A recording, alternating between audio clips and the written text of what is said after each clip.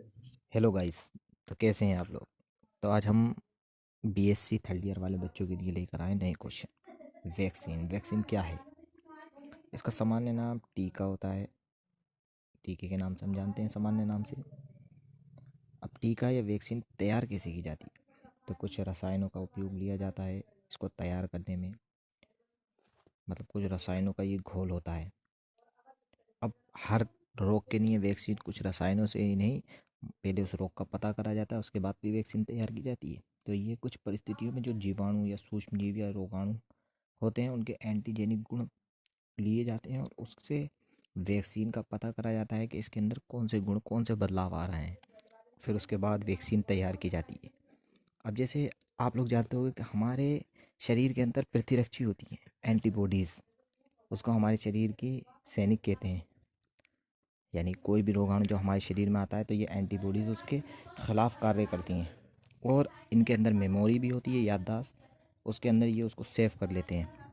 अब जब हमारी एंटीबॉडी या प्रतिरक्षी से कार्य नहीं होता है, उस जीवाणु के प्रति कार्य नहीं कर पाते हैं, तो फिर वैक्सीन तैयार की जाती है।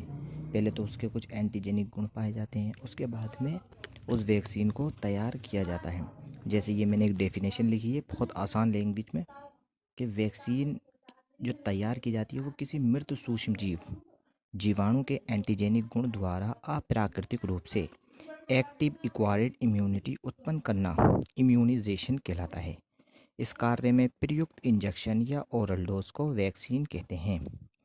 वैक्सीन प्रारंभिक संक्रमण एंटीबॉडी तथा संक्रमण होने पर तीव्र अभिक्रियाओं के सिद्धांत पर कार्य करती है। वैक्सीन के प्रकार लिखना है आप लोगों को, टाइप ऑफ वैक्सीन, जिसमें प्रतिरक्षण अभिक्रियाओं की प्रकृति के आधार पर वैक्सीन दो प्रकार की होती हैं। Number first active vaccine, number second toxic या पॉसिव वैक्सीन। एक्टिव वैक्सीन द्वारा जीवन पर्यंत प्रतिरक्षण की क्षमता विकसित की जाती है। इस वैक्सीन में विशेष एंटीजन उपस्थित होता है। पैसिव वैक्सीन तत्कालीन दुष्प्रभावों से बचाने के लिए दी जाती है।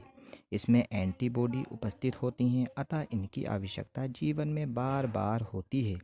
निर्माण विधि के आधार पर वैक्सीन दो प्रकार की होती हैं। नंबर फर्स्ट मृत वैक्सीन और नंबर सेकंड जीवित वैक्सीन। अब आपको इन मृत वैक्सीन और जीवित वैक्सीन की डेफिनेशन थोड़ी थोड़ी सी लिखनी है। कि मृत वैक्सीन बनाने के लिए रोगाणु को किसी रसायन या विकिरण या ताप देकर मारा जाता है, परंतु इसकी एंटीजेनिक प्रॉपर्टीज सुरक्षित रखी जाती हैं। ये रोगाणु अब अविषालु प्रभाव उत्पन्न नहीं कर सकते हैं। जीवित वैक्सीन सेकंड जीवित वैक्सीन में रोगाणु की रोग जनकता को बिना मारे नष्ट कर दिया जाता है। इसके लिए सूक्ष्म जीव का विशेष माध्यम में अनेक पीढ़ियों तक कल्चर करते हैं। फिर वैक्सीन के उदाहरण लिखना है आप लोगों को। ये चार उदाहरण लिख देना, यही काफ़ी है। Number first TAB vaccine, number second anti rabies vaccine और number third smallpox vaccine और नंबर फोर पोलियो वैक्सीन। बस ये चार उदाहरण लिखना है आप लोगों को।